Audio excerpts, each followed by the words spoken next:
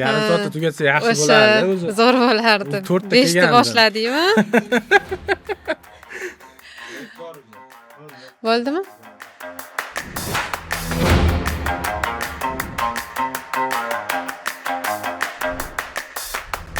Bugungi podkastimiz mehmoni Unitlab startapi asoschisi Shohrux Bekmirzayev. Assalomu alaykum, xush kelibsiz. Avvalambor shunchalik vaqt ajratib bizani podkastimizga kelibsiz. Bugun bizni startapingiz haqida gaplashamiz. Qiyinchiliklari bo'yicha, keyin venture fondlar bo'yicha gaplashamiz. Assalomu alaykum. Sizlarga ham katta rahmat taklif qilganlaring uchun. O'zingiz haqingizda qisqacha gapirib bersangiz va startapingiz haqida oddiy til bilan aytib bersangiz bizga. Xo'p, meni ismim Shohrux, Unitlab AI startapini asoschisiman, founderiman. Unitlab AI sun'iy intellekt bilan shug'ullanayotgan firma tashkilotlarga sun'iy intellekt qurish jarayonini tezlashtirish bilan shug'ullanadi. Texnologik jihatlarni chetga surib, siz qanday global muammolarni hal qilmoqchisiz? Sizning yechimingiz tufayli nima osonlashadi yoki umuman yo'qoladi? Yo'qolmaydi, asosan osonlashadi. Xo'p, masalan, diagnostik uskunalarni misol keltirishim mumkin. Masalan, saraton kasalliklarini oldindan aniqlab beradigan. Shu uskunalarda aniqligi yanada oshishi mumkin. Masalan, global muammo, ya'ni saraton kasalliklari yoki self driving, ya'ni o'z-o'zini boshqaradigan avtomashinalarni halokati kamayishi mumkin. Ya'ni ularni aniqligi, ya'ni bir masofadan ikkinchi masofaga xavfsiz borishi osonlashadi. Boshqa platformalar bilan solishtirganda Unitlabning asosiy farqi nimada? Bizatda asosiy raqobatchilarimiz ko'p. Asosan Amerika yoki Yevropa qit'asida joylashgan. Ulardan farqimiz shuki, biz asosiy qo'l mehnatini yanada kamaytirganmiz. Ya'ni sun'iy intellekt modellarini ishlatgan holatda qo'l, ya'ni inson mehnati ancha foizda kamaygan. 85% deya olaman, chunki bizning platforma to'liq data annotatsiya jarayonini 85% gacha avtomatlashtiradi. Ya'ni faqatgina 15% insonning qo'l mehnati kerak bo'ladi. Ya'ni u yerda o'sha har bitta ma'lumotlarni inson tomonidan ko'rib chiqilishi kerak bo'ladi. Ya'ni izohlab chiqilishi kerak bo'ladi. Bu o'sha 15% qo'l mehnatiga kiradi. Ya'ni umumiy olganda 15 marta yoki 85% ga tezlashtiradi. Mahsulotingizda qaysi yechim eng noodatiy yoki kam ko'rinadigan, ammo aynan shu omil sizga strategik ustunlik beradi deb hisoblaysiz? Xo'p, bizning asosiy produktimizni ustunligi uni to'liq o'sha sun'iy intellekt tomonidan datalarda avtomatlashtirilganligi asosiy ustunlik. Bu produkt jihatdan ustunlik bo'lsa, ikkinchisi ayni vaqtda bizni taklif qilayotgan produktimizda market position jihatdan boshqa yechimlari yo'q. Chunki biz asosiy market position jihatdan startup va medium size kompaniyalarga, ya'ni o'rta miyona kompaniyalarga target qilganmiz. Endi qiziqroq savolga o'tamiz. Men sizni intervyularingizni o'qib chiqdim, Spotuzga berganingizni va boshqa videolaringizni ham ko'rib chiqdim YouTubedan. Intervyuda aytgansiz, $170,000 dan ortiq pul sarmoya qilganman o'zimni yonimdan deb aytgansiz. Xo'p, bu $170,000 dan ko'proq ham bo'lishi mumkin yoki ozroq kamroq ham bo'lishi mumkin. 2021-yil startapda asos solganimdan to o'sha investitsiya olguncha 3 yil mobaynida biza ya'ni o'z-o'zimizni, ya'ni asosan men tomonidan moliyalashtirilgan firma. Undan oldin men Koreyada ishlagan vaqtim ikkita uy sotib olib qo'ygandim Toshkentdan. O'sha vaqtda unchalik narx qimmat emas edi, lekin o'sha bozor qiymati oshgan sari 60,000-70,000 atrofida chiqib qoldi ikkita uyning narxi. Birinchisini sotdim, keyin ikkinchisini va bu orada men o'zim o'sha Koreyadan ishlardim, ya'ni uzoqdan masofadan boshqa firmada ham ishlardim va u oyligimni ham firmaga investitsiya qilganman. Ya'ni bu 3 yil mobaynida 6-7 kishi ya'ni ishlaganmiz. O'shalarni moliyalashtirish va o'sha firmaning investitsiyasi yoki marketing xarajatlariga ketgan miqdorda 3 yil davomida 170 ming atrofida xarajat qilib qo'yganman. Lekin o'zingizga oylik chiqarmagan ekansiz. Ya oylik firma nomidan oylik chiqarmaganman. Agar buni ham qo'shsa, ya'ni agar o'shani ham investitsiya qilib qo'shsa, 170 mingdan ko'p ham bo'lib ketadi. Chunki men Koreyada ishlagan vaqtim arzon narxda ishlamaganman. Agar ya'ni 3 yil mobaynida Unitlabda bunday olib qaraganda tekinga ishlaganman-da. Sizni birinchi ilk yuzerlaringiz kim va haligacha ular siz bilan ishlayaptimi? Sizni Unitlab platformangizni ishlatishyaptimi? Xo'p, bizda asosiy eng birinchi yuzerlar o'sha sun'iy intellekt bilan shug'ullanayotgan ishchilar bo'lgan yoki qaysidir startapda ishlayotgan ishchilar bizda o'sha bizda mahsulotimizda eng asosiy foydalanuvchilar bo'lgan.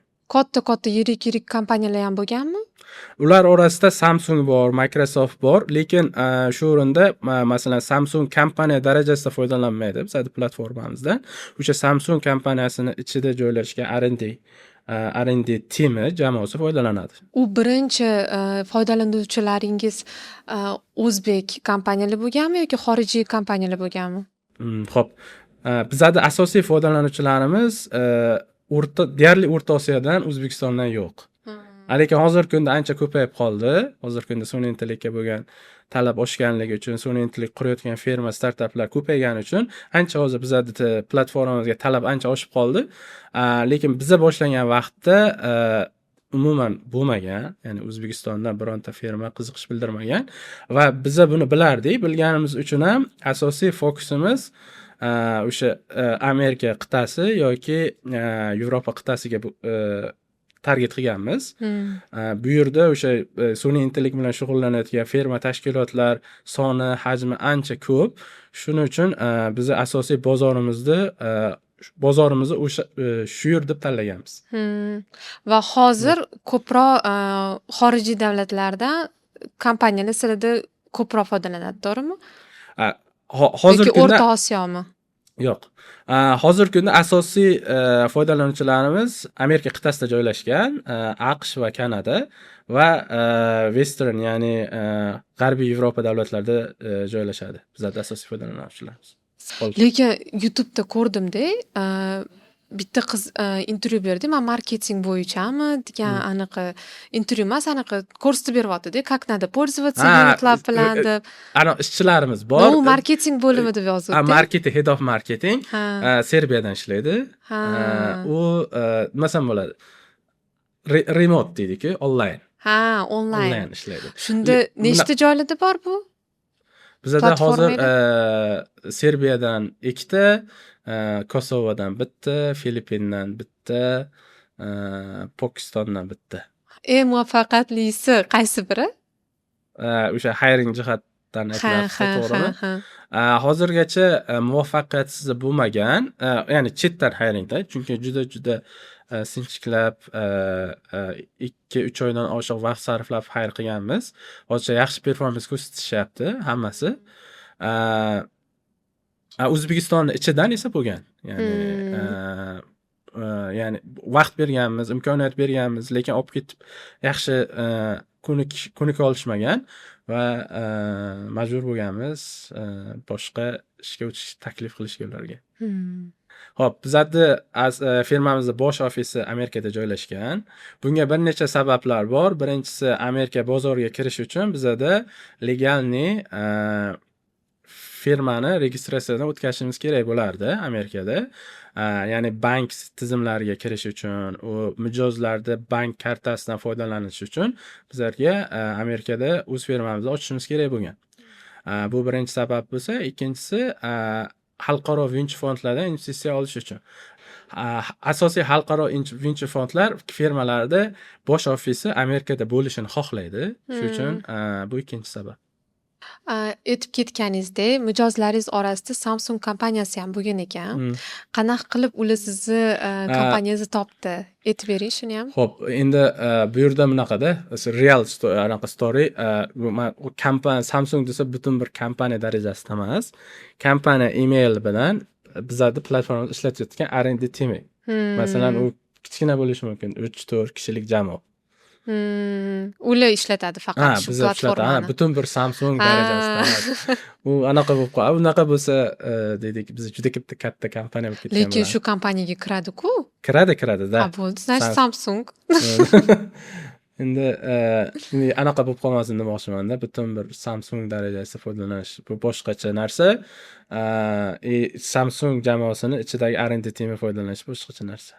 Ha, lekin kiradi Samsungga. Da, Samsungning ichidagi ishchilari foydalanadi. Ya'ni butun, ya'ni bir Samsungning o'zi bizga kelib kontrakt qilmagan firma bilan, lekin ishchilari to'g'ridan-to'g'ri platformani foydalanadi. Hozir siz bilan blitz so'rov qilamiz.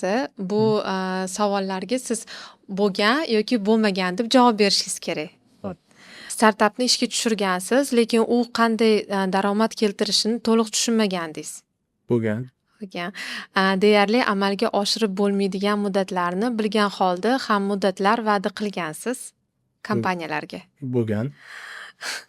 Avval mahsulotni hamma uchun yaratgansiz, lekin bu xato ekanini tushungansiz. Bo'lgan. Dastlabki tasavvuringizni butunlay o'zgartirib yuborgan fikr-mulohazalarni olganmisiz? Bo'lgan. Loyiha ustida oylar davomida tunlar va dam olish kunlarisiz ishlaganmisiz? Hozir ham shunaqa ishlayman. Sevasiz-ku. Уже ishchilaringiz bor-ku. Xo'p. Muammo marketingda deb o'ylagansiz, lekin aslida muammo mahsulotingizda bo'lgan. Biz platformani kamida 2 marta qayta qurganmiz. Bozorga qarab. O'zingizni boshqa startaplar bilan solishtirib, charchoq va motivatsiya yo'qolishini his qilganmisiz? Bo'lgan. Va oxirgisi, hammasini tashlab ketishni xohlagansiz, lekin baribir davom etgansiz. Bo'lgan. Hamma so'rovlarga siz bo'lgan deb javob berdingiz. Chunki founderlar qilish kerak bo'lgan barcha xatolarni qilib ko'rganman. Menimcha hamma asoschilar shu bosqichlardan o'tishadi, tashab ketaman degan vaqtlar ham bo'lgan. Menimcha sizda ham hozir bo'lgan deb aytdingiz.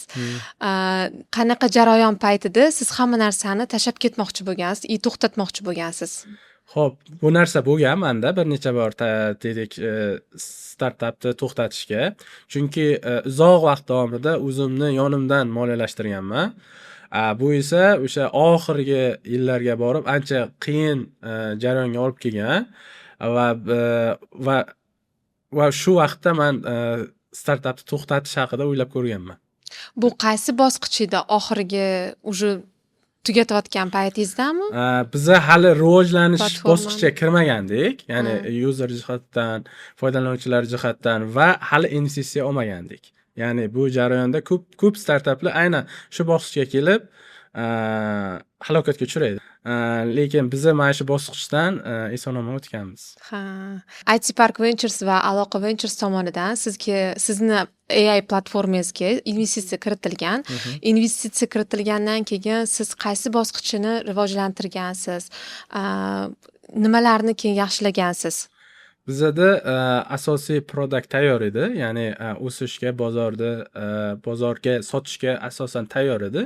Biz asosiy pulni marketing va sales sotuvni rivojlantirish uchun olganmiz va hozirgacha shu pulni shu maqsadda yo'nalishda ishlatib kelyapmiz. Sizni AI platformangizni sun'iy intellektlar uchun maktab deb nomlasa bo'ladimi? Maktabdan ko'ra zavodi desa to'g'riroq bo'ladi. Ya'ni sun'iy intellekt ishlab chiqarayotgan firmalar asosiy bizni platformada foydalanib yangi sun'iy intellekt model yaratishadi. Yaqin 5 yil ichida UnitLab rivojlanishini qanday tasavvur qilyapsiz va qaysi bozorlarga chiqish, texnologiyalar yoki strategik yo'nalishlar siz uchun ustunvor hisoblanadi? Yaqin 5 yillikda bizning maqsadlarimiz juda katta. Ya'ni kamida unicorn darajasida chiqish. Chunki bizning asosiy kompetitorlarimiz, ya'ni raqobatchilarimiz deyarli hammasi unicorn darajasida chiqqan. Buni sababi market tayyor, bozor bor. Ya'ni sun'iy intellektga bo'lgan talab yildan-yilga oshib ketyapti. Ya'ni bozor hajmi yildan-yilga kattalashib ketyapti. Bu narsa bizga motivatsiya beryapti. Ya'ni bu 5 yilda biz juda katta maqsadlarni qo'yganmiz. Kamida shu O'zbekistondan chiqqan texnologik eng birinchi unicorn bo'lish. Ha. Bu bizani yakuniy savolimiz edi. Hmm. Vaqt ajratib kelganingiz uchun kattakon rahmat. Sizga IT Park Ventures tomonidan kichkina sovg'amiz bor. Bu sizga. Katta rahmat. Sizga ham kattakon rahmat shunchalik vaqt ajratib kelganingiz uchun. Sizni startapingizga UnitLab AIga katta muvaffaqiyatlar tilab qolamiz. Sizlarga ham katta rahmat taklif qilganlaring uchun. IT Park Ventures'da kelajak ishlariga omad tilayman. Rahmat. Bizani bugungi podkastimizda UnitLab AI asoschisi Shohruh Bekmirzayev bo'ldilar. Keyingi podkastimizda ham biz bilan bo'lib qolishinglarni tilaymiz. Kommentariyada esa keyingi startapchi kim bo'lishini xohlaysiz yozib qoldiringlar.